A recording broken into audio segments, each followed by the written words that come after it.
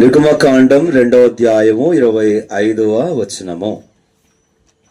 దేవుడు ఇశ్రాయేలులను చూచెను. దేవుడు ఇశ్రాయేలులను చూచెను. ఆదికాండం 1వ అధ్యాయంలోనే అద్భుతంగా రాయబడిన మాట యెహోవా చూచెను కదా. ఎన్నిసార్లు రాయబడింది అంటారు? యెహోవా చూచెను అనే మాట ఆదికాండం 1వ అధ్యాయంలో ఎన్నిసార్లు రాయబడింది అంటారు చెప్పండి. అయ్యో, ఎతికితే చెప్పాలా? కొంచెం బుర్ర ఉపయోగిస్తే చెప్పొచ్చు అనుకుంటా. 1వ రోజు చెప్పాడు, 2వ రోజు చెప్పాడు, 3వ రోజు చెప్పాడు. ఎన్ని రోజులు చెప్పాడు? 6 రోజులు చెప్పాడు. 6 సార్లు ఉంటుంది. ఏమండి? అది మంచిదని యెహోవా చూచెను. కనుక 1వ అధ్యాయంలో మాట్లాడిన ఈ మాట బైబిల్ గ్రంథం అంతట్లో కూడా గాడ్ సా, దేవుడు చూచి. దేవుని కన్నులు పరికించుట, పరిశీలించుట, పరిశోధించుట. దేవుని కన్నులు సంగతులను విశ్లేషించుట, సంగతులను సూక్ష్మముగా తరచి చూచుట అనేది ఆయన కన్నులకు సాధ్యం. కీర్తనకారుడు అన్నాడు, మానవునికి నోరిచ్చిన వాడు మాట్లాడకుండునా. కీర్తనకారుడు అంటే ముందు మోషేతో అన్నాడు ఆ మాట. ఏమన్నాడు? నేను ఎల్లను, నా వల్ల కాదు, నేను మాట్లాడలేనంటే దేవుడు అన్నాడు, మానవునికి నోరిచ్చిన వాడు మాట్లాడకుండినా నేను నీ నోటికి తోడై ఉంటాను అని అన్నాడు. అదే దేవుడు తిరిగి కీర్తన గ్రంథంకి వచ్చేసరికి అన్నాడు, మానవునికి చెవులిచ్చిన వాడు వినకుండునా, కన్నులిచ్చిన వాడు చూడకుండునా అని రాబడింది. కాబట్టి జీవము గల దేవుడు తన విషయంలో మాట్లాడాలంటే ఈ 2 పదాలు చాలా ప్రాముఖ్యం. యెహోవా చూచెను, యెహోవా వినెను. కాబట్టి మనము సేవించుచున్న దేవుడు, మనము ఆరాధించుచున్న దేవుడు. చదువుతారు ఎవరైనా? 94వ కీర్తన 9వ వచనం. 94వ కీర్తన 9వ వచనం. చెవులను కలగజేసిన వాడు వినకుండునా, కంటిని నిర్మించిన వాడు కానకుండునా. కనుక చెవులను కలగజేసిన వాడు వినగలడు, కంటిని నిర్మించిన వాడు చూడగలడు. యెహోవా వినెను, యెహోవా చూచెను. God hears, God sees. ఈ మధ్యాహ్న కాలం మన యొక్క ధ్యానంలో జ్ఞాపకం చేసే మాట ఏమిటంటే, చూచిన దేవుడు, యెహోవా చూచెను. దేవుని కన్నులను గురించి ముందు కొంతసేపు మాట్లాడదాం. దేవుని కన్నులు వాస్తవంగా సంవత్సరాంతానికి వచ్చేసరికి, సంవత్సరాంతములో ఈ మాట బాగా వాడతాం. ఒక వచనం ద్వితీయోపదేశ కాండములోంచి. ఏంటది? అది ఆకాశ వర్షము త్రాగు దేశము, దాని మీద యెహోవా కన్నులు సంవత్సరాది మొదలుకొని సంవత్సరాంతము వరకు నిలిచి ఉండును. ద్వితీయోపదేశ కాండం 11వ అధ్యాయం 12వ వచనం. ద్వితీయోపదేశ కాండం 11వ అధ్యాయం 12వ వచనం. అది ఆకాశ వర్ష జలము త్రాగును, అది నీ దేవుడిని యెహోవా కన్నులు, నీ దేవుడిని యెహోవా కన్నులు సంవత్సరాది మొదలుకొని సంవత్సరాంతము వరకు ఎల్లప్పుడూ దాని మీద ఉండును. అగేజా ముందుకు జరగండి, ప్రభాతం ముందుకు రాను. సంవత్సరాది మొదలుకొని సంవత్సరాంతం వరకు ఉండును. కాబట్టి ఆ దేవుని, మహోన్నతుడైన దేవుని కన్నులు మన జీవితాలలో కూడా చేతులే నువ్వులే ఇట్రండి.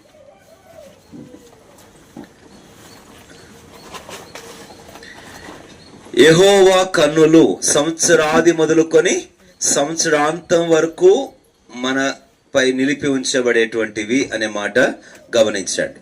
కాబట్టి ఈ యొక్క మధ్యాహ్న కాల సమయంలో అదే దేవుని కన్నులు వీరిని చూచెను.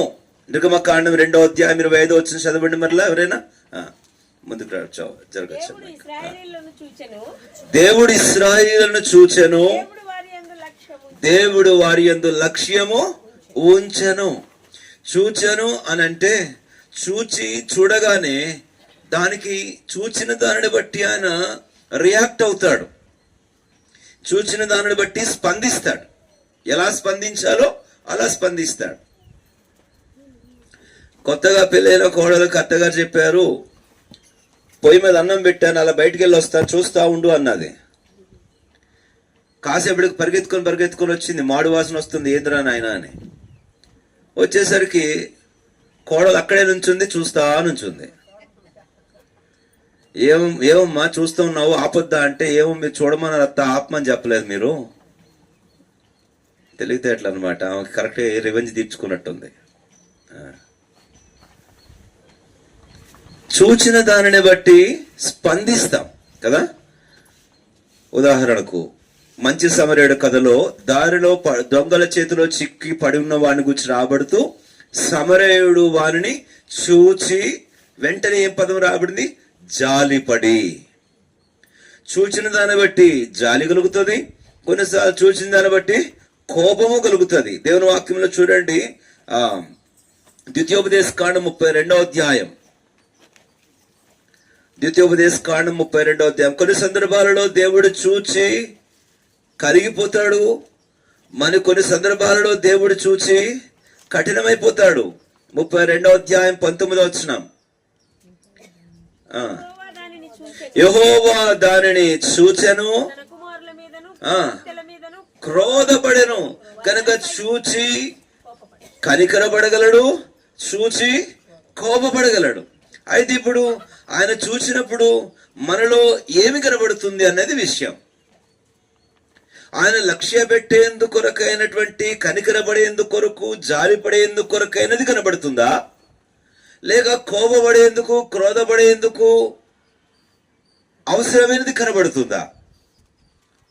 కాబట్టి ఒకటైతే వాస్తవం, యెహోవా కనులు చూచునవి.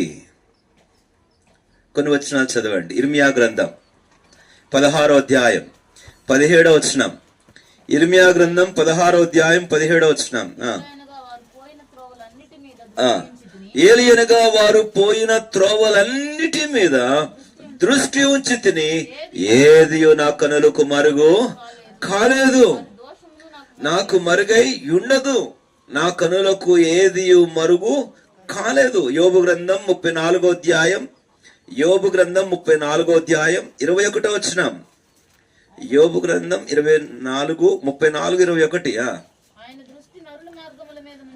ఆయన దృష్టి నరుల మార్గముల మీద ఉంచబడి ఉన్నది, ఆయన వారి నడకలన్నీ కనిపెట్టి చూచుచున్నాడు.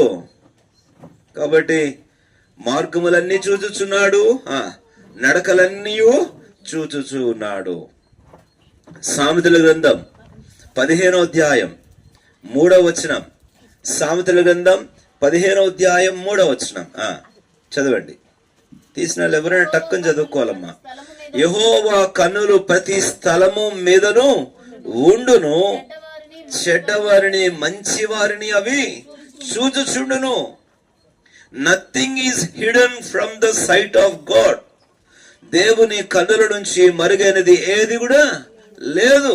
నరుల కంటికి మరుగు చేయవచ్చేమో గాని దేవుని కంటికి ఏది కూడా మరుగైనది లేదు. ఇందాక ఇర్మియాలో వారి మార్గములు, అలాగనే యోబులో వారి నడతలు, ఇక్కడ 15లో అందరినీ ప్రతి స్థలము మీద. అలాగే అదే 15వ అధ్యాయం 11వ వచనం. 15వ అధ్యాయం 11వ వచనం. పాతాళమును అగాధ కూపమును యెహోవాకు కనబడును చున్నవి, నరుల హృదయములు మరి తేటగా ఆయనకు కనబడును కదా. మార్గములు కనబడుతున్నాయి, నడతలు కనబడుతున్నాయి, స్థలాలు కనబడుతున్నాయి, అంతేకాదు హృదయములు కూడా ఆయనకు తేటగా కనబడుతున్నాయి. 139వ కీర్తన, 139వ కీర్తన.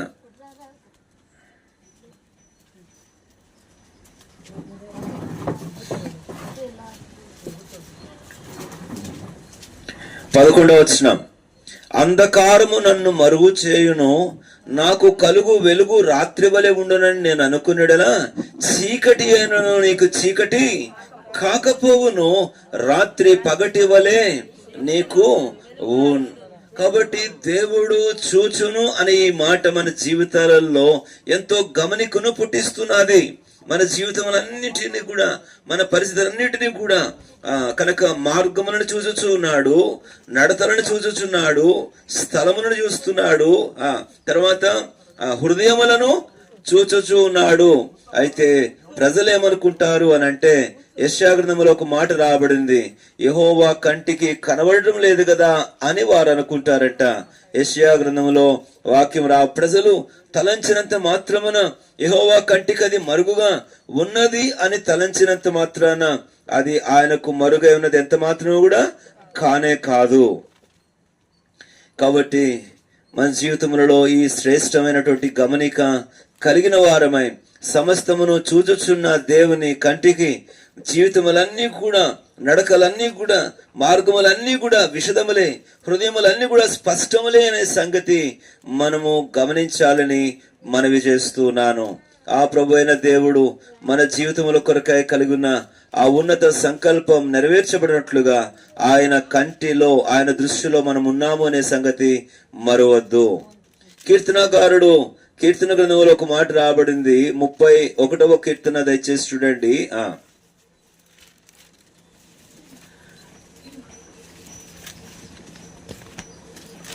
కీర్తనల గ్రంథము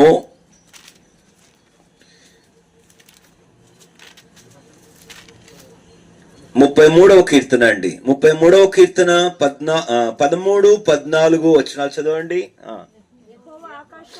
యెహోవా ఆకాశములో నుండి కనిపెట్టుచున్నాడు, ఆయన నరులందరినీ దృష్టించుచున్నాడు.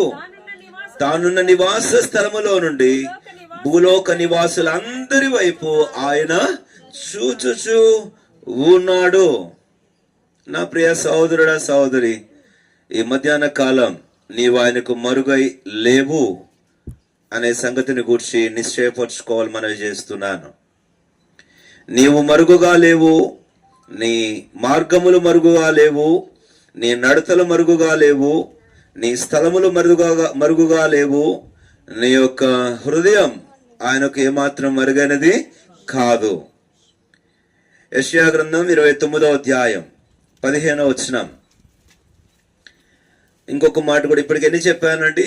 మార్గములు, నడతలు, రిపీట్ చేస్తున్నా, స్థలములు, హృదయములు. ఇప్పుడు 5వ చూడండి, ఏది మరుగుగా లేదు? 29వ అధ్యాయం, యెషయా గ్రంథం 29వ అధ్యాయం 15వ వచనం.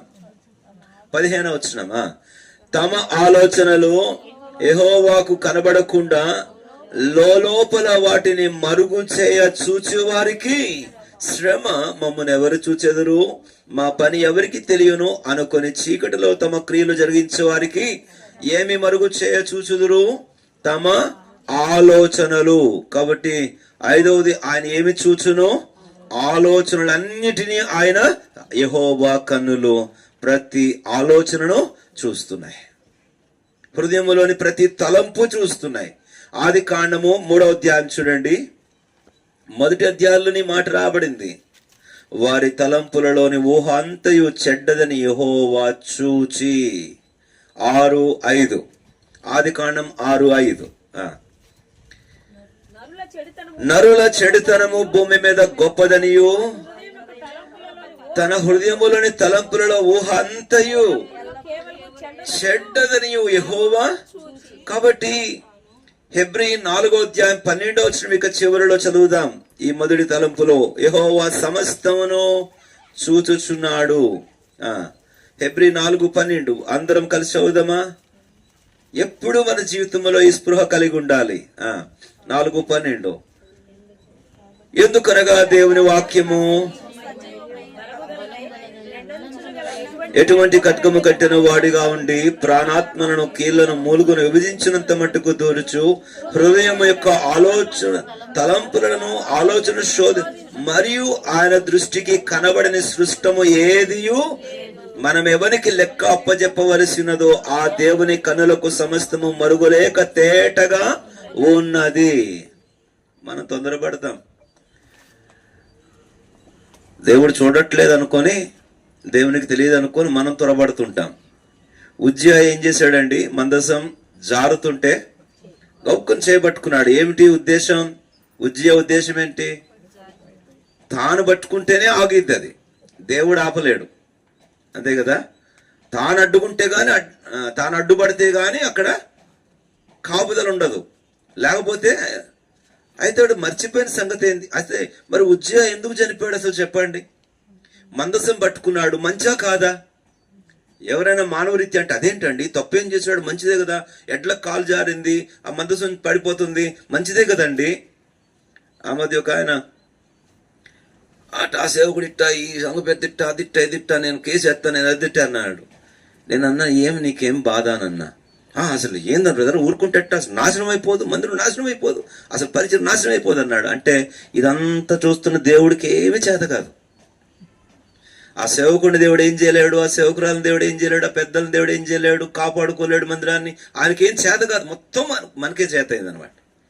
సరే, ఇంతకీ ఎందుకు చనిపోయాడు అని ఆలోచించే ఒక మాట చెప్పండి. ఎందుకు చనిపోయాడు చెప్పండి? అది పడిపోవడానికైనా దేవుడు అనుమతిస్తాడు, తిరిగి లేపుకోవడానికైనా దేవుడు అనుమతిస్తాడు, కానీ నీవు తాకకూడదు. అది ఎవరు తాకకూడదండి? అది ఉజ్జియా యాజకుడా కాదా? యాజకుడు కాదు. ఎవరు తాకాలి మందసాన్ని? ప్రతిష్ఠించుకున్న యాజకుడు మాత్రమే ముట్టాలి. ప్రతిష్ఠించుకున్నటువంటి యాజకుడు మాత్రమే దాని భుజాల మీద ముయ్యాలి. అది పడిపోతుందో, తిరిగి లేపబడుతుందో, తిరిగి అది పడిపోవడం అనుమతిస్తాడో, లేదా పడిపోయిన దాన్ని తిరిగి లేపబడడానికి అనుమతిస్తాడో, ఇదంతా కూడా ఆ మందసం ఎవరిది? యెహోవా దేవుని మందసం.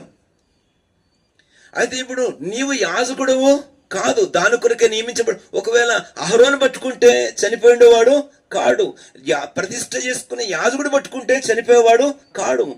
కాబట్టి ఇక్కడ తలంపు ఏంటంటే యెహోవా చూచును అని చెప్పడములో యెహోవా సంగతిని ఎరుగును. సంగతి యెహోవాకు ఎరుగును. కాబట్టి దేవుని బిడ్డలారా, ఈ మధ్యాహ్న కాలం ఒకవేళ ఇంకా ఎవరు రక్షించబడి ఉండకపోతే, ఇంకా పాపపు మార్గములలో, పాపపు నడతలలో, పాపపు స్థలములలో, పాపపు హృదయాలతో, పాపపు ఆలోచనలతో ఇంకా నిలిచి ఉంటే దేవుని కంటికి మరుగుగా లేవు అనే సంగతి గమనించు. ఏ మానవుడు చూడలేకపోయినా, ఎవరి కళ్ళు కప్పినా దేవునికైతే మరుగుగా లేదు అనే సంగతి గమనించి చూచుచున్న దేవుని ఎదుట పశ్చాత్తాపముతో సరి చేసుకొని దేవుని చేతికి అప్పగించుకుని రక్షించబడడం, మారు మనసు పొందడం, పాప క్షమాపణ పొందడం ఎంతైనా మేలు. సమస్తమును పరికించి చూచుచున్న దేవుని తీక్షణమైన సూక్ష్మమైన దృష్టికి ఏది కూడా మరుగైనది లేదు అని ఎరిగి, దేవా నన్ను నా వాస్తవాన్ని ఎరిగిన నీ ఎదుట నేనేమని కప్పుకోగలను, ఏమని దాచుకోగలను?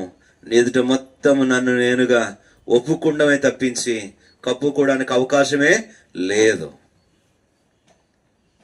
నేను ఒప్పుకుంటున్నాను ప్రభువా, తమ అతిక్రమమును దాచిపెట్టువాడు వర్ధిల్లడు, గాని దాన్ని ఒప్పుకొని విడిచిపెట్టువాడు కనికరం పొందు. కాబట్టి దేవుని కన్నుల ఎదుట, చూచుచున్న దేవుని కన్నుల ఎదుట నేడే పశ్చాత్తాపముతో మారు మనస్సు పొంది రక్షించబడి పాప క్షమాపణ పొందడం ఎంతైనా మేలు. మొదటిది యెహోవా చూచును. ఇప్పుడు రెండవ భాగానికి వస్తాం. దేవుడు చూచి ఏం చేస్తున్నాడు? ఎవరిని చూస్తున్నాడు దేవుడు అని అంటే, మంచివారిని చెడ్డవారిని అని చూసాం. చెడ్డవారిని చూసినప్పుడు దానికి ఎలా స్పందించాలో అట్లా చూస్తున్నాడు. మరి భక్తులను చూస్తున్నప్పుడు ఇందాక చదివిన కీర్తన 33లో మరొక వచనం చదవండి. ఇప్పుడు రెండవ భాగానికి వెళ్తాం. కీర్తన 33 19వ వచనం. కీర్తన 33 19వ వచనం. అన్న ఇలా వచ్చితే పిట్టి గోడ మీద కూడా కూర్చోవచ్చు కొంతసేపు. ఓకే, 2 నిమిషాలు కదా, ఇలా ఈ గోడ మీద కూడా కాసేపు కూర్చోవచ్చు. 33వ కీర్తన 19వ వచనం. యెహోవా దృష్టి 14లో భూలోక నివాసులందరి వైపు, అది ఇంతవరకు చూసాం. ఇప్పుడు రెండవది విశ్వాసుల విషయానికి వస్తాం, తన ప్రజల విషయానికి వస్తాం. యెహోవా దృష్టి ఆయన యందు భయభక్తులు గల వారి మీద, ఆయన కృప కనిపెట్టు వారి మీద నిలచుచున్నది. ఇక్కడ డిఫరెన్స్ ఆలోచించారా? అక్కడేమో 13వ వచనం 14వ వచనంలో అందరినీ దృష్టించుచున్నాడు, అందరినీ చూస్తున్నాడు, అంటే అంత ఎరుగున్నాడు, అన్ని లెక్క కడుతున్నాడు. కానీ ఇక్కడికి వచ్చేసరికి ఏముంది, యెహోవా తనెందు భయభక్తులు గల వారిని కూడా చూచుచున్నాడు అని రాబడలా. తన దృష్టి ఏం చేసినట్టు వారి మీద నిలిపి ఉంచాడు. ఇది స్పెషల్ ఫోకస్ అన్నమాట, అటెన్షన్ అన్నమాట. నేను ఇప్పుడు అందరిని ఇలా కలిగి చూడడం ఒక ఎత్తు, ఎవరైనా ఒక్కరిని పర్టికులర్ గా చూశాననుకో, ఇప్పుడు సంధ్య మీద నా దృష్టి ఏం చేశాను, నిలిపించా, విజయాక మీద నా దృష్టి నిలిపించా అంటే దాని అర్థమైందా, ఓవరాల్ చూచేది వేరు, పర్టికులర్ గా నిలిపి ఉంచే దృష్టి వేరు. ఇప్పుడు మొదటి భాగం ఏం చెప్పాను, నివాసులందరినీ చూస్తున్నాడు, అందరి మార్గాలను, అందరి నడతలను, అందరి స్థలాలను, అందరి క్రియలను, అందరి హృదయాలను, అందరి ఆలోచనను ఎరిగి ఉన్నాడు. అదే సందర్భం రెండవదిగా తన యందు భయభక్తులు గల వారి మీద తన అటెన్షన్ ఉంచాడు, తన ఫోకస్ ఉంచాడు, కాన్సన్ట్రేషన్ ఉంచాడు, దృష్టి నిలిపాడు. అదే మనము నిర్గమ 2:25 యెహోవా ఇశ్రాయేలులను చూచెను, వారి యందు లక్ష్యం ఉంచెను. చూచి ఏం చేస్తున్నాడు, ఇప్పుడు వెళ్దాం. యెహోవా తన ప్రజలను చూచినప్పుడు తనెందు భయభక్తుల వారి మీద, తన ప్రజల మీద తన దృష్టి నిలిపినప్పుడు ఆయన ఎలా స్పందిస్తాడు. మొదటిది దినవృత్తాంతముల గ్రంథం 16వ అధ్యాయం, రెండవ దినవృత్తాంతములు 16వ అధ్యాయం 9వ వచనం. దేవుని కన్నులు, దేవుని కన్నులు, దేవుని కన్నులు, యెహోవా దృష్టి, ఆయన చూచి, ఆయన చూపులు తన ప్రజల మీద నిలిపినప్పుడు ఏం కలుగుతుందో వారికి. రెండవ దినవృత్తాంతాలు 16:9 చదవండి.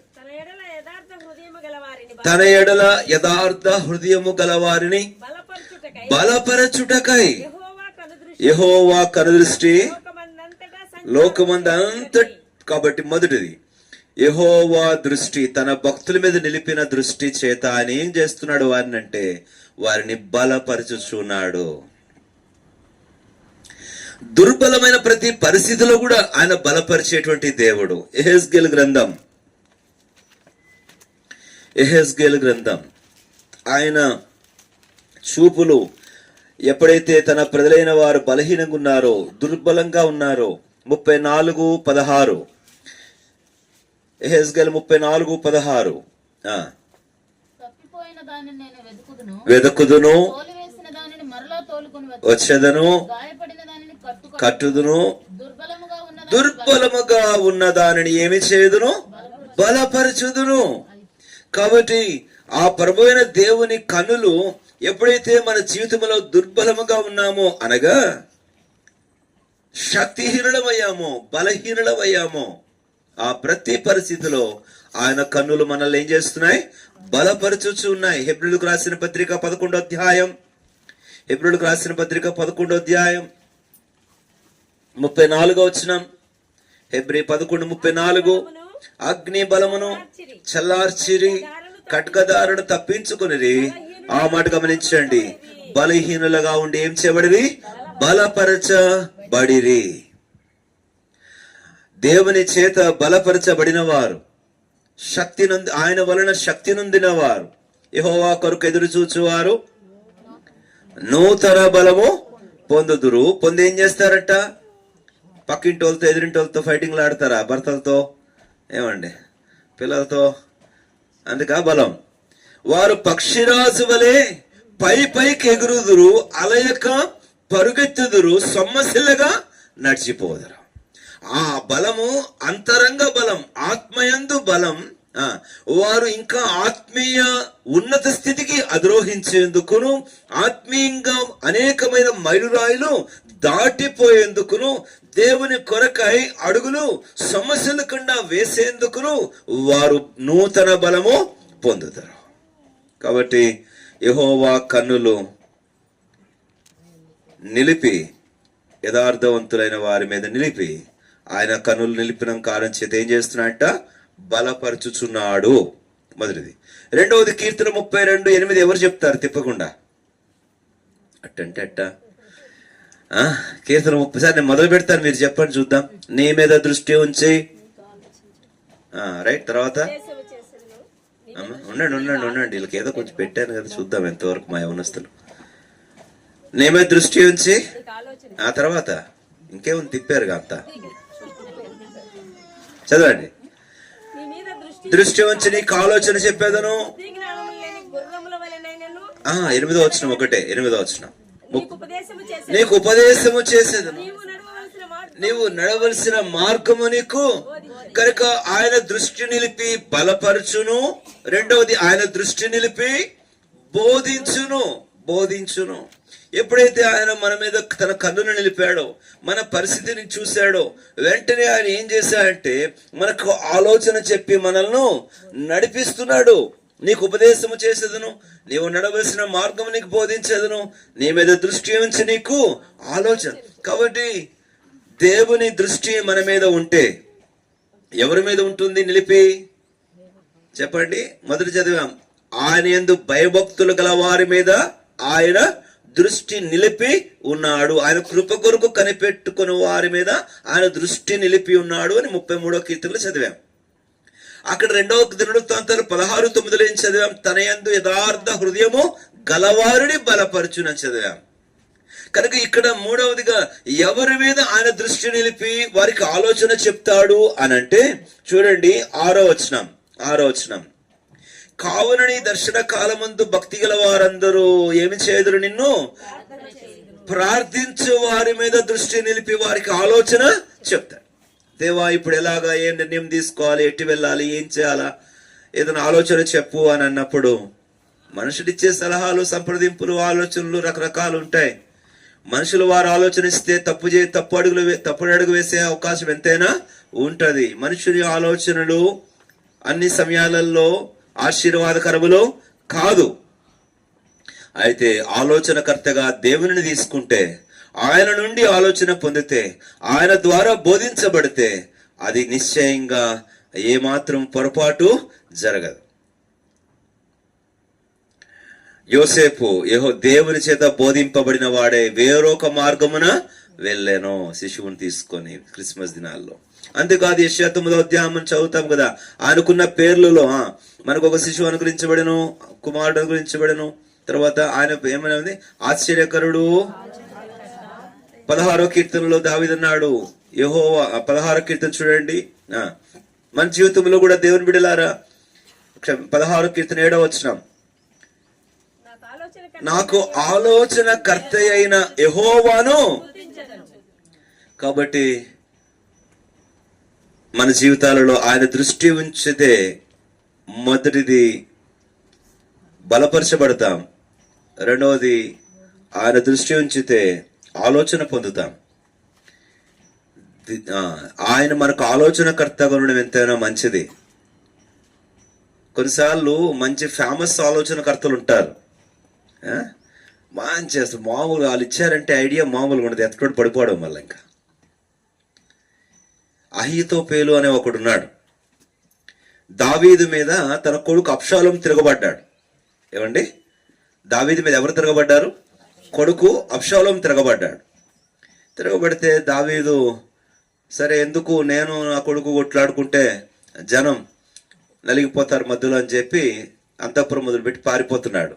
ఇంతలోగా దావీదుకు తెలిసింది ఏంటంటే అక్కడ అబ్షాలోము పక్షాన ఒకడు చేరాడు. అనగానే దావీదుకు, వామ్మో, వాడు మామూలుడు కాదు.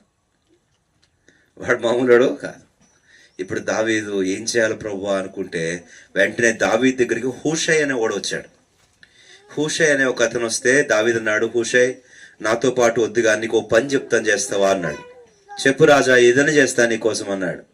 అలాగైతే నువ్వు అబ్షాలోము దగ్గరికి వెళ్ళు, నా పార్టీ వాళ్ళ కాదు, నమ్మించు, అబ్షాలోమును నమ్మించు, నువ్వే అన్నట్టుగా, నీవాడినే అన్నట్టుగా నమ్మించి వాని దగ్గర చేరు. ఎందుకో తెలుసా? అక్కడ అహీతోపేలు అనేవాడు ఉన్నాడే, వాడు ఆలోచన చేస్తే దేవుడు చెప్పినట్టుంటది వాడు ఆలోచన. అంత పెద్ద మంత్రగాడు అనమాట. మంత్రి మామూలు మంత్రి కాదు. ప్లాన్ గీసి స్కెచ్ గీసి అంటే అవతలోడు అయిపోవడమే. కానీ సీన్లో వాడు కనబడ్డాడు. ఎవరు కనబడతాడు? అబ్షాలోము కనబడతాడు. వెనకాలంతా కూడా వీరిది ఉంటది, డైరెక్షన్ మొత్తం అంతా, డిజైన్ అంతా. అని అంటే హూషై, సరే రాజా నీకోసం వెళ్తానన్నాడు అని చెప్పి. ఆలోచించండి, ఎంత పెద్ద టాస్క్ అది. దావీదును గుండెల్లో పెట్టుకొని అబ్షాలోం దగ్గరికి వెళ్ళి అబ్షాలోమును నమ్మించి అబ్షాలోం పక్కన ఉన్నాడు. అలాగే ఇంతలోగా అహీతోపెలు వాడు అబ్షాలోంకి ఆలోచన చెప్పాడు. రాజా ఇట్ట చేయి అబ్షాలోం అట్లా చేయి, మీ నాన్న దావీదు అట్టయిపోతాడు ఇటైపోతాడు, ఒక ప్లాన్ గీశాడు. ఇప్పుడు హోషే మనసులో ప్రార్థన చేసుకుంటాడు, దేవా ఈ అబ్షాలోం ఇచ్చిన ఆలోచన చాలా భయంకరంగా ఉంది, నీవు అభిషేకించిన దావీదుకు వ్యతిరేకంగా ఇక్కడ ఆలోచన చేశాడు అని చెప్పి ఆలోచన చేసి ఈ హోషే అన్నాడు, ఈసారికి మాత్రం అబ్షాలోమా ఏ మాటకు ఆ మాట చెప్పాలా, అబ్బే అహీతోపెలు చెప్పిన ఆలోచన బాలే. ఏందంత మాట అన్నావు? అసలు మీ నాన్న ఎలాంటోడు గుర్తు చేసుకో, గొల్యాతును మట్టి కనిపించినోడు, ఎలుగుబంటిని నేలకేసి కొట్టేసినోడు. అసలు నీ నాన్న దావీదుతో ఉన్నాడు ఎట్టున్నారు, పరాక్రమశాలుడు. అందులోనూ ఇప్పుడు ఎలా ఉన్నారు వారు, పిల్లలను పోగొట్టుకున్న ఎలుగుబంటి వలె ఉన్నారు వాళ్ళు. అట్టాంటోని ఎదుర్కోవడం అంటే ఈ ప్లాన్ వర్కౌట్ అవుద్దా అని అన్నాడు. అని చెప్పి వేరొక ఆలోచన ఇచ్చాడు. అలా కాదు ఇలా చేద్దాం అన్నాడు. అక్కడ కాదు మోటుగంట పెట్టేది, ఇక్కడ పెడదాం ఇట్టట్టు చేద్దామంటే వెంటనే ఇప్పుడు అహీతోపెలు ఆలోచన కంటే తీసావా, అహీతోపెలు ఆలోచన కంటే ఈ అబ్షాలోముకి ఈ హూషే చెప్పిన ఆలోచన నచ్చి సరే బాగుంది అని చెప్పి అహీతోపెలు ఆలోచన పక్కన పెట్టేసి ఏం చేసినట్టు చెప్పండి.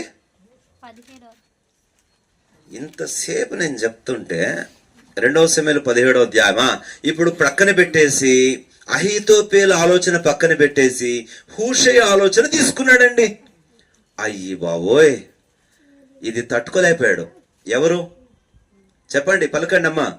అందరూ 30-40 సంవత్సరాల నుంచి క్రైస్తవులే, అందుకే మిమ్మల్ని అడుగుతున్నా మరి ఎంతగా తెలుసా బైబిల్ అని. ఎవరు తట్టుకోలేకపోయారమ్మా? అహీతోపెలు తట్టుకోలేకపోయాడు. అరే రే, నా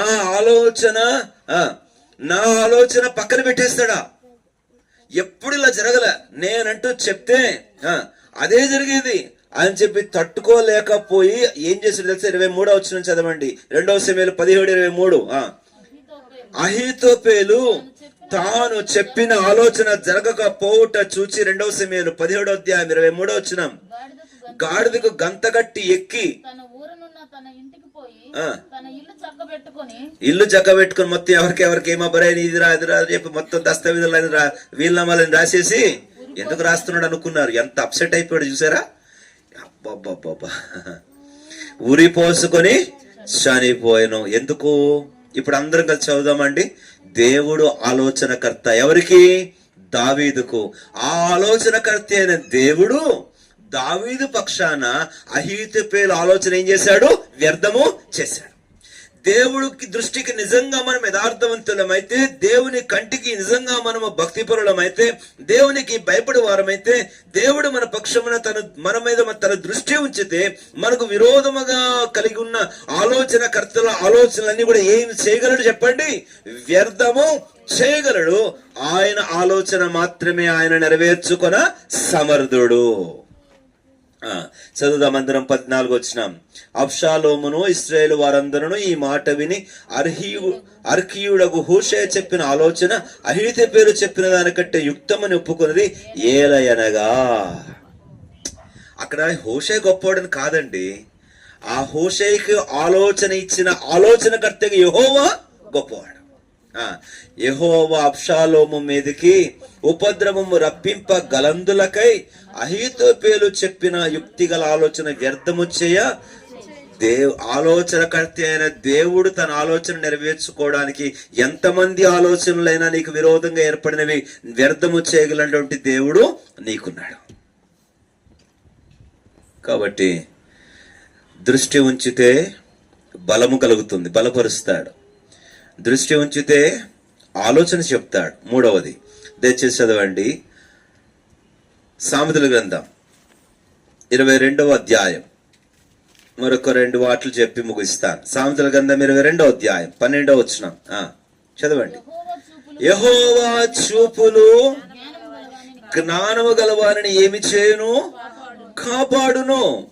కాబట్టి 3వదిగా దేవుని కనులు, 1 బలపరుచును, 2వది ఆలోచన చెప్పును, 3వది కాపాడును. దేవుని కనులు. పేతురు రాసిన మొదటి పత్రిక 3వ అధ్యాయం 12వ వచనం. పేతురు రాసిన మొదటి పత్రిక 3వ అధ్యాయం 12వ వచనం. పేతురు రాసిన మొదటి పత్రిక 3వ అధ్యాయం 12వ వచనం. ప్రభువు కన్నులు నీతిమంతుల మీదను ఆయన చెవులు వారి ప్రార్థనల వైపునను ఉన్నవి. దేవుని బిడ్డలారా, దేవుని కన్నులకు నీవు నీతిమంతునిగా జీవించగలిగితే, దేవుని కన్నుల ఎదుట నీవు భయభక్తులు గలవానిగా కనబడగలిగితే, దేవుని కన్నులకు యథార్థ హృదయం గలవానిగా కనబడగలిగితే, ఆ కన్నులు నిన్ను కాపాడేటువంటి బాధ్యత తీసుకుంటాయి.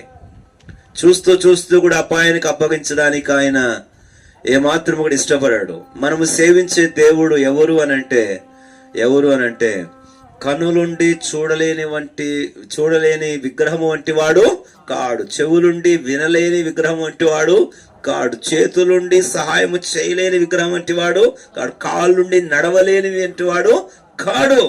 మనం సేవించుచున్న దేవుడు, మనం పూజించుచున్న దేవుడు సజీవుడు.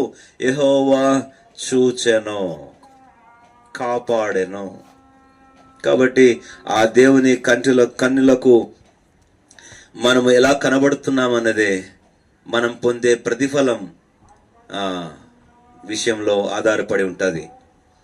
కాబట్టి మనం పొందే ప్రతిఫలం దేని మీద ఆధారపడి ఉంటుందంటే, దేవుని కంటికి మనం ఎలా కనబడుతున్నాం అనే దాని మీదే ఆధారపడి ఉంటుంది. కాబట్టి మూడవది, దేవుని కన్నులు కాపాడును. యెహోవా చూపులు జ్ఞానము గలవారిని కాపాడును.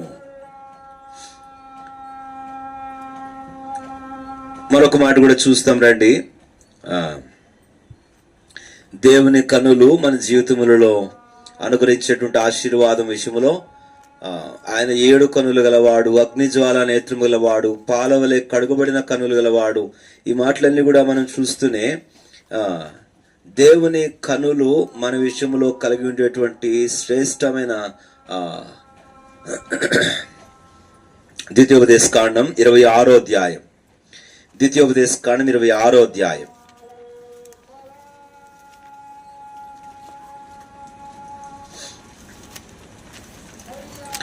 ఏడవ వచనం చదవండి. 7వ వచనం.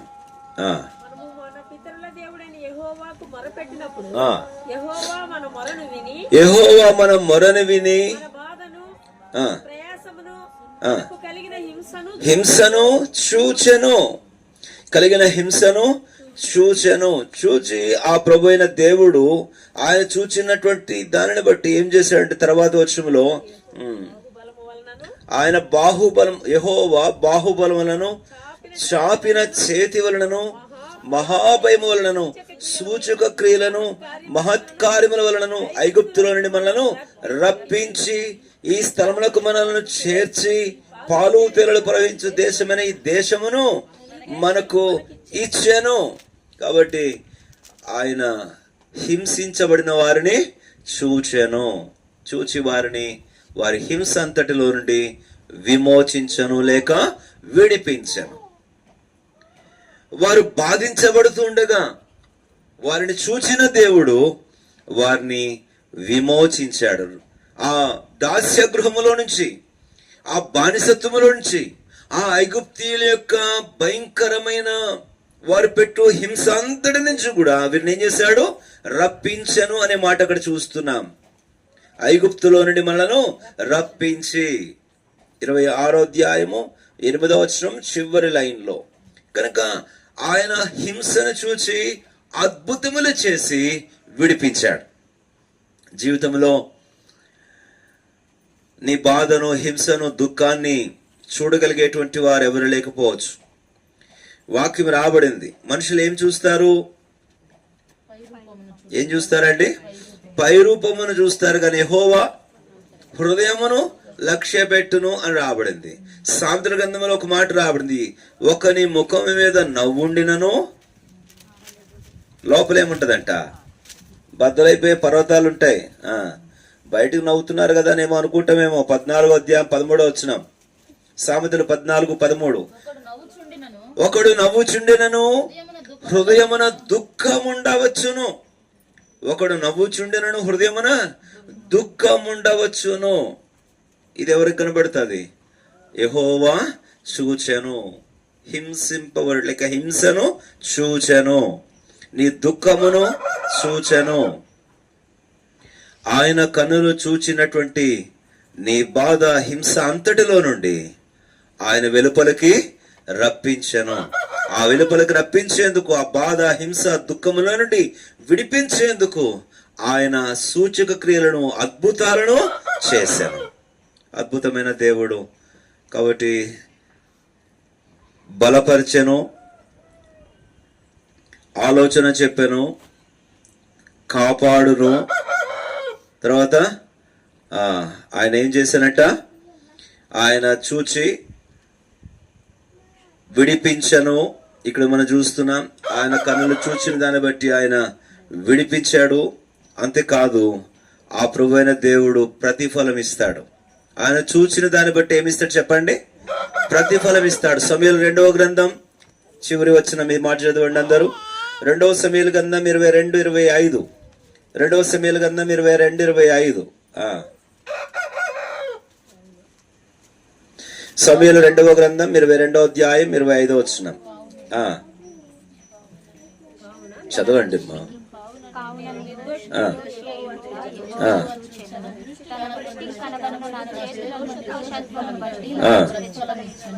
ప్రతిఫలం ఇచ్చాను. ఆయన చూచిన దాన్ని బట్టి ఏమిస్తాడమ్మా చెప్పండి? ప్రతిఫలం ఇస్తాడు. ఆ ప్రతిఫలం ఏంటి అనేది ఇంకా మన నిర్దోషత్వం మీద ఆధారపడి ఉంటది. దోషమును బట్టి దోషికి ప్రతిఫలం ఇస్తాడు, నిర్దోషత్వం బట్టి నిర్దోషికి ప్రతిఫలం ఇస్తాడు. పాపమును బట్టి పాపికి ప్రతిఫలం ఇస్తాడు, నీతిని బట్టి నీతిమంతునికి ప్రతిఫలం ఇస్తాడు. ఆ మాట 25వ వచనం. కావున నేను నిర్దోషినై ఉండుట యెహోవా చూచెను, తన దృష్టికి కనబడిన నా చేతుల నిర్దోషత్వమును బట్టి నాకు ప్రతిఫలం ఇచ్చాను. దేవుని బిడ్డలారా, మన జీవితంలో మనం పొందే ప్రతిఫలం ఆయన కంటికి కనబడే దాన్ని బట్టి ఆధారపడి ఉంటది. దోషం కనబడిందా? దోషమును బట్టి ప్రతిఫలం. నిర్దోషత్వం కనబడిందా? నిర్దోషత్వం బట్టి ప్రతిఫలం. ఆయన దృష్టికి కనబడిన దాన్ని బట్టి. మనుషుల దృష్టికి కనబడుతుందా అండి? మనుషుల దృష్టికి అబ్బా ఎంత నిర్దోషి అనిపిస్తుంది. కానీ ఆ దోషం ఎవరికి కనబడుతుంది? దేవునికి కనబడుతుంది. మనుషులు తమ యొక్క పరిమితమైన దృష్టిని బట్టి, పరిమితమైన చూపును బట్టి, పరిమితమైన అవగాహనను బట్టి దోషిని నిర్దోషి అని, నిర్దోషిని దోషి అని ఎంచుతాడు. కానీ దేవుడు ఎప్పుడు కూడా దోషిని నిర్దోషిగాను, నిర్దోషిని దోషిగా దేవుడు ఎంచాడు. ఎక్కడ రాబడింది మాట? ఆయన దోషిని చూడండి, ఆయన దోషిని నిర్దోషినిగా గాని, నిర్దోషిని దోషిగా గాని ఎంత మాత్రం కూడా ఆయన ఎంచడు అని లేఖనం చెప్తుంది. బైబిల్ తెగ చదవాలా, అప్పుడు మనకు యెషయా గ్రంథము ఏదో ఒక పూటకు ఒక అధ్యాయం చదివి పక్కన పెట్టేసాం కదా అనుకుంటే కాదండి. అలాగైతే మనకి ఎప్పటికీ వాక్యం మన హృదయంలోకి పోదు. అధ్యాయాలు వెంబడి అధ్యాయాలు చదవాలి, పదే చదవాలా. వ్యక్తిగత ధ్యానం కోసం ఒక అధ్యాయం చదువుకోవాలా, ఆ తర్వాత దేవుని వాక్యాన్ని పదే చదవాలా. లోకము దోషిని నిర్దోషిగాను, నిర్దోషిని దోషిగా ఎంచుతుందేమో గాని దేవుడు ఎప్పుడు కూడా అలాగున పొరపాటు చేయడు. సామెతల గ్రంథంలో కూడా ఈ మాట రాబడుతుంది. కాబట్టి ఈ మధ్యాహ్న కాలం దేవుని చేతికి అప్పగిస్తున్నాను. మన జీవితంలో దేనిని బట్టి దేవుడు ప్రతిఫలం ఇవ్వగలడు? ఆయన మన జీవితంలో ఏం చూస్తున్నాడు? దోషమును చూస్తున్నాడా, నిర్దోషత్వమును చూస్తున్నాడా? మన జీవితంలో ఒకవేళ దోషమును చూస్తే దోషాన్ని బట్టి ప్రతిఫలం ఇస్తాడు, ఆయన నిర్దోషత్వాన్ని చూస్తే నిర్దోషత్వాన్ని బట్టి ప్రతిఫలము ఇస్తాడు. కనుక ఈ యొక్క మధ్యాహ్న కాలం చివరిగా జ్ఞాపకం చేస్తున్నాను, ఒకటి మర్చిపోవద్దు, యెహోవా చూచును,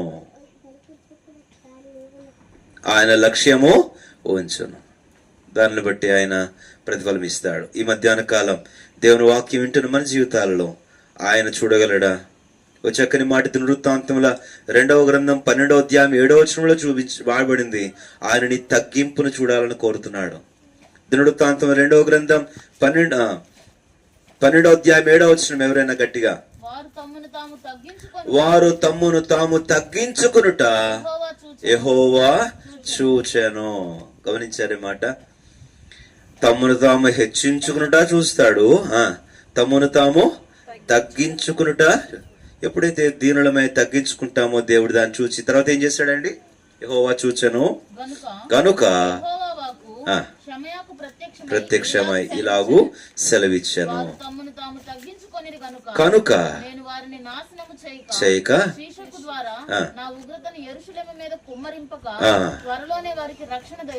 దేవుని స్తోత్రం. కాబట్టి తగ్గింపుని చూస్తే ఏం దయచేశాట?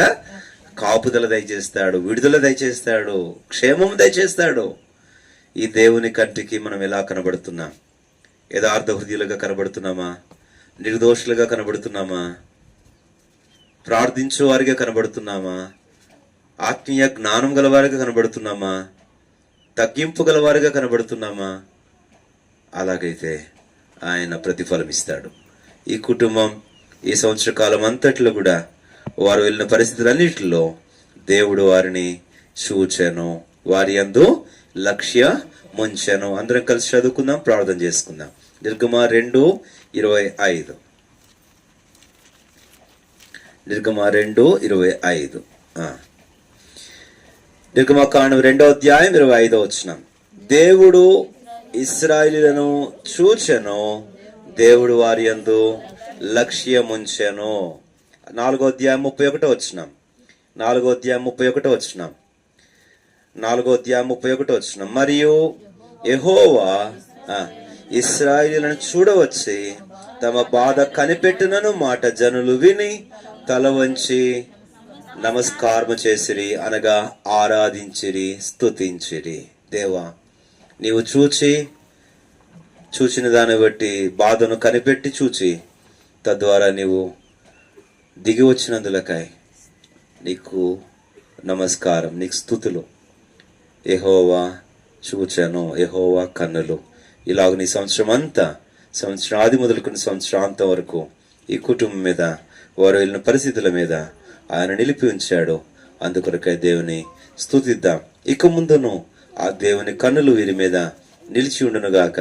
తద్వారా వీరు ఆ దేవుని కన్నులో నిలిచి ఉండడం ద్వారా బలపరచబడినట్లుగాను, ఆలోచన పొందినట్లుగాను, కాపాడబడినట్లుగాను, అంతేకాదు దేవుడు కన్నులు వీరి మీద నిలిచిండి వీరి జీవితములలో విడుదల, మరింత శ్రేష్టమైన కాపుదల అనుగ్రహించినట్లుగాను దేవుడు వీరిపై తన దృష్టిని నిలిపి ఉంచి తమ యొక్క నిర్దోషత్వమును బట్టి వారికి ప్రతిఫలం ఇచ్చినట్లుగాను దేవుడు తన కన్నులు అంతం మట్టుకు వీరిపై నిలిపి ఉంచును గాక.